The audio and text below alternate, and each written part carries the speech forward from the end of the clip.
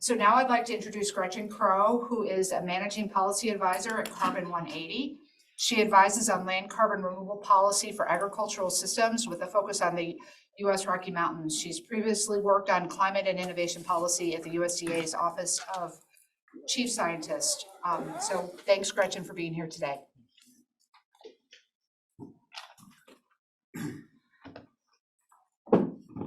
Thank you so much. Can you all hear me? Yep. Okay. All right. Yeah. It looks like.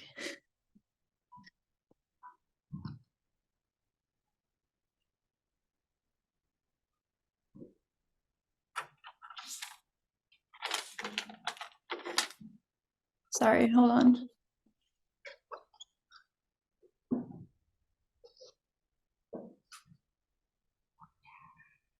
If you'd prefer that I bring up the slides and share my screen, and I can run and just say change slide, let me know if you prefer that. Yeah, that would be great. I think I'm having some technical difficulties.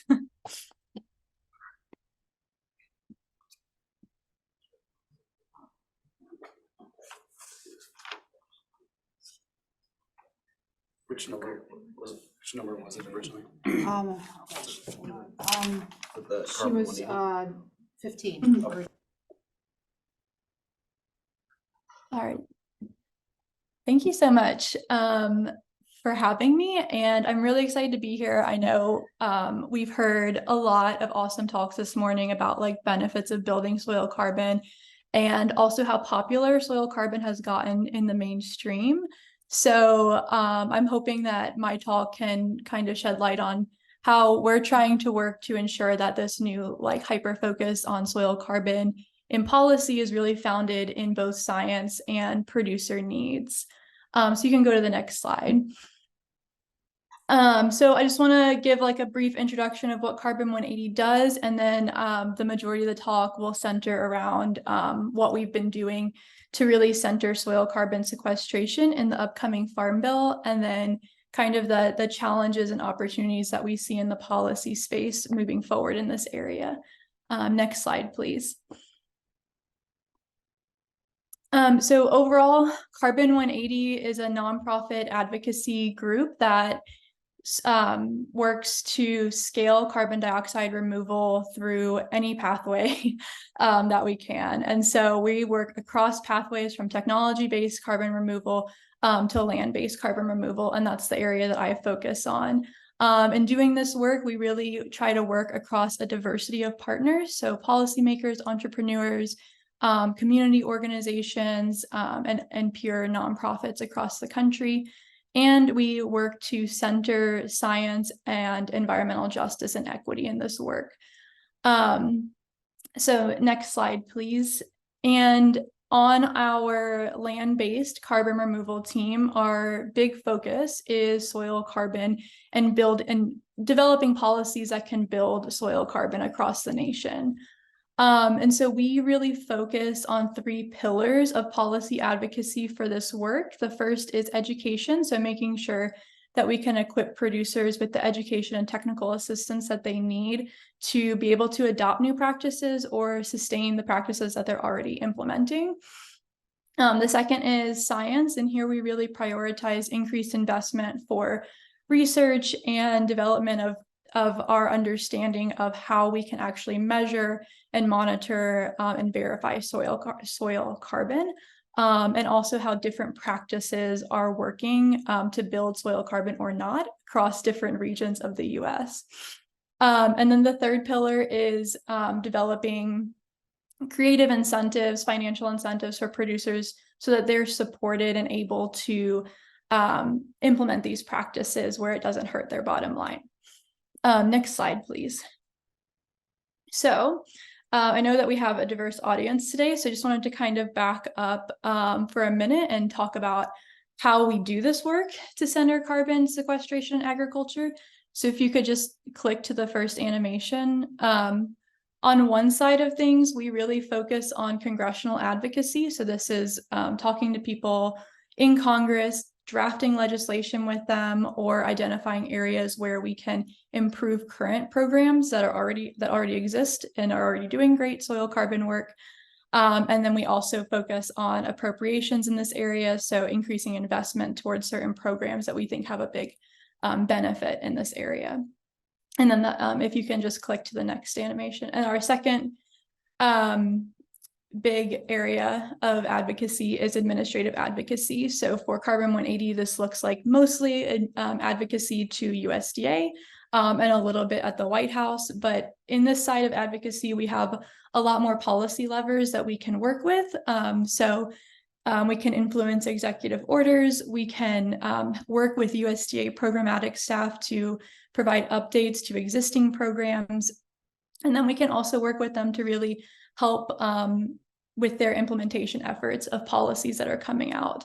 And we do that by, talking with them directly, providing educational materials, and connecting them with our partners that we work with. Next slide, please. So this year we have really focused a lot on the Farm Bill. If you have been tracking this at all, it was supposed to be passed in September of 2023, and we are still waiting for it to be passed. So we're still focused on it. This is the most comprehensive piece of legislation in food and agriculture. And you can go ahead, there's a few animations on this slide, but you can just click through them all and I'll talk about them.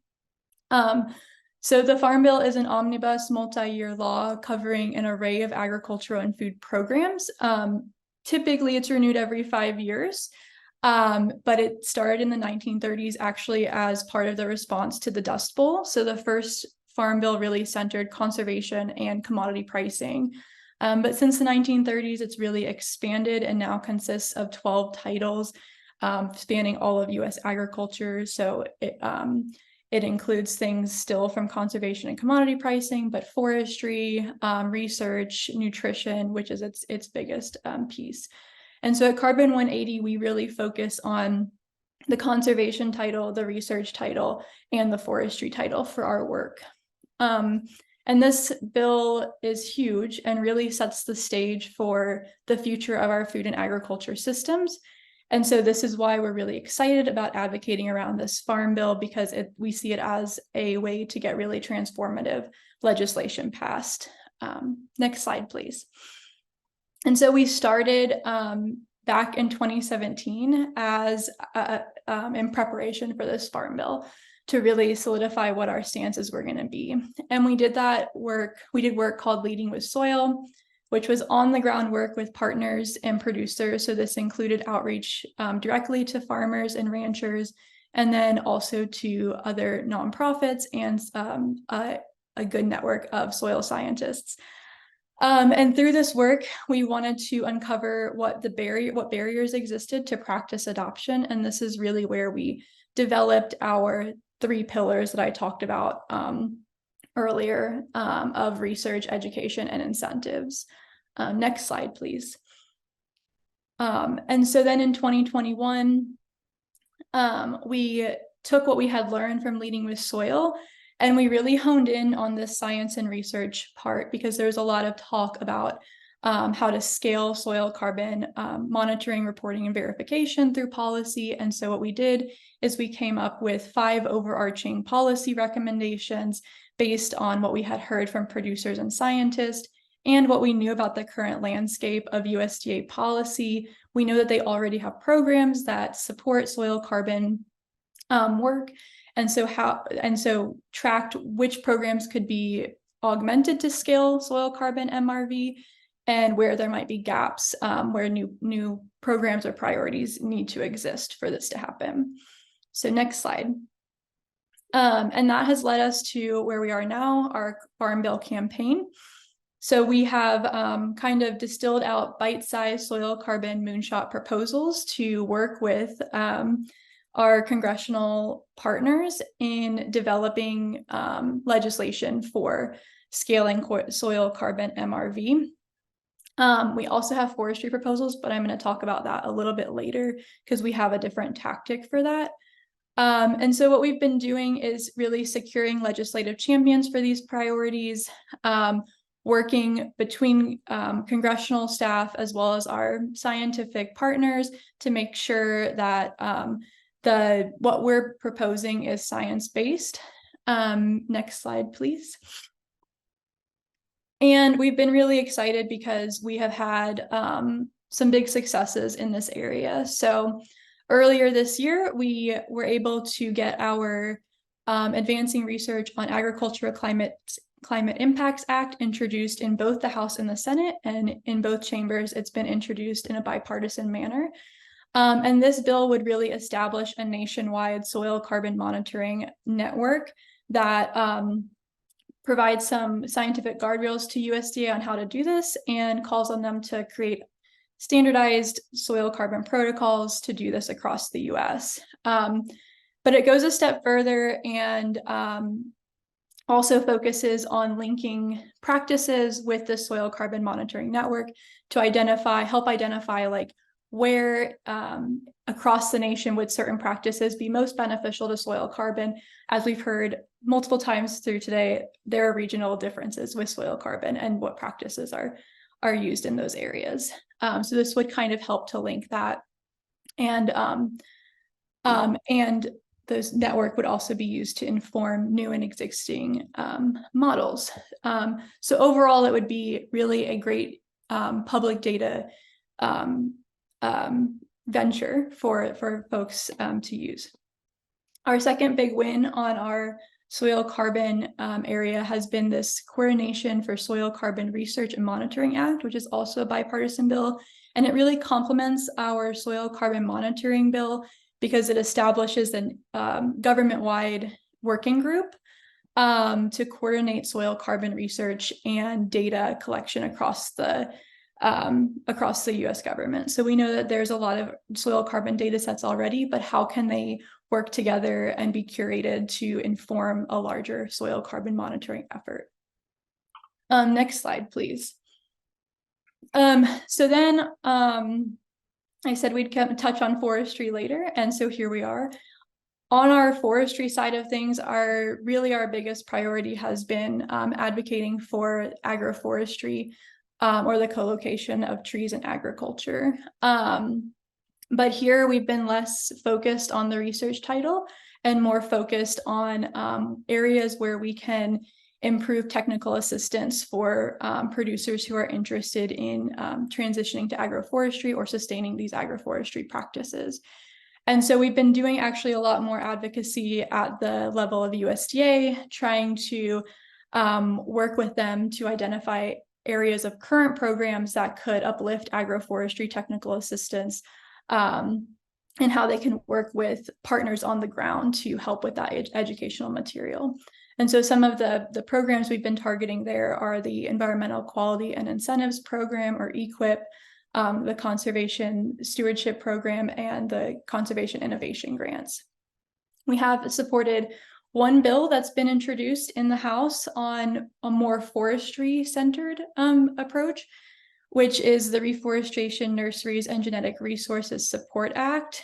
And this really is to improve like the stocks of forest, or like seed stocks across the nation for reforestation. But what we're really excited about on this front is in the future, in 2024, we are going to be starting up a project to do direct outreach with BIPOC and historically underserved agroforesters to really identify the unique barriers to adoption. So these more marginalized groups are the folks who have really historically been the champions of agroforestry, and we want to ensure that as agroforestry becomes more popular in mainstream agriculture, that what they've learned and the challenges they face are centered in the policy that we're advocating for. Next slide, please. Okay, so beyond the Farm Bill, I like to list these as challenges and then call them opportunities for scaling soil carbon sequestration through policy. So what we're seeing right now is not just soil carbon, but all of these different carbon removal or carbon removal practices or technologies in agriculture are very new to policymakers. So Carbon 180 is working to improve policymaker education on this, especially as newer technologies come out, like biochar, enhanced rock weathering, but even more stable, like more historically significant carbon removal practices like perennial grains and agroforestry. Policymakers just don't know a lot about it, and so helping them to understand what's going on there and what producers need to implement these practices is really useful for them. And then also in Carbon 180, we really sit at the intersection of agriculture and the carbon removal field, which are two fields that think very differently from each other. And the carbon removal field hasn't necessarily always understood that, you know, all of these technologies that remove carbon can be very good, but without producer adoption of them, it's not going to go very far. So we work to center the producer voice in this carbon removal community. And then we also are working to support the diversity of carbon removal practices. So again, we know that different practices are not going to work the same in every region of the US. And so we are really pushing for more research on these practices and more education from that research to really help producers understand what would be best for their operations in their area of the country. And then, like I said, we sit at this intersection of two really different fields, but by bringing these two fields together, we hope that we can really come up with some innovative ideas of how to really scale soil carbon sequestration and really use our agricultural lands as carbon sinks moving forward. So next slide, please. So just to recap, we've had a lot of advocacy success with our producer and scientist outreach, and that this has really underpinned the success of our Farm Bill campaign, knowing that the bills that we've created have come from like direct engagement with these communities has been really helpful in pushing them forward. We're really lucky to have had long-term relationships with a diversity of groups. We have a lot of support for our bills from environmental nonprofits all the way to industry and commodity groups. So we're able to bring together that diversity of partnerships. And then our knowledge of what the current policy landscape looks like for soil carbon versus where gaps exist has been really useful in distilling this information and bringing it all together.